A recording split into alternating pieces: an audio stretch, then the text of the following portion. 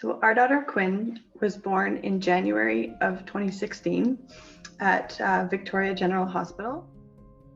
When Quinn was approximately 2.5 weeks old, I started to notice that her color looked a little bit off, and she was working a little bit harder to breathe. So we took her into emergency. The doctor told us that she had picked up a virus and that it should go away within about a week.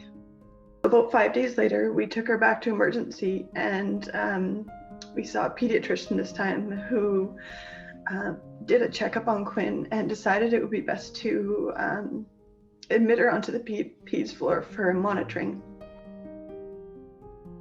Quinn was diagnosed with severe combined immune deficiency. So basically leaving her with no immune system to fight off any infection. Currently in BC, newborns are not screened for this condition like the other provinces in Canada. So, and without early diagnosis, these babies often don't see their second birthday. We will never forget that day that the doctors took us into the room and told us that our daughter had a very rare, life-threatening condition. After we heard the news, we felt very alone until we were able to connect with some other SCID parents.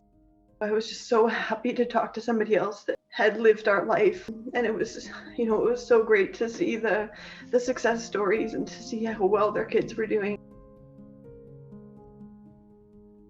That was the start of our 4-month stay at Victoria General Hospital with Quinn, where we lived in a protective isolation environment. So any doctor or nurse that came into the room was completely masked, gown gloved, and that was how we had to hold her as well.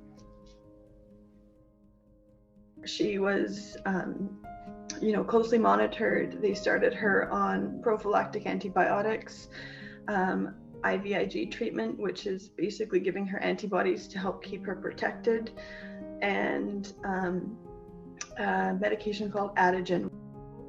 After 4 months of being in hospital, we were able to come home with Quinn in May of 2016, and we lived in a very isolated environment.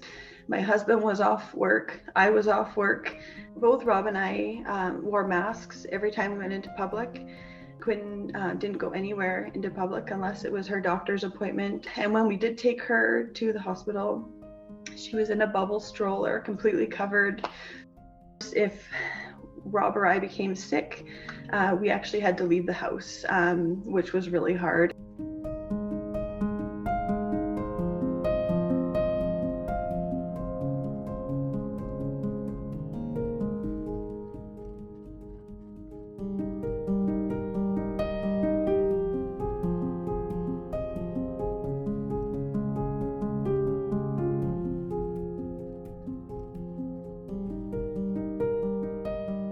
So Quinn just turned 5, January 13th, and she is just coming up to her 3-year, we call it her life day, is when she had her bone marrow transplant.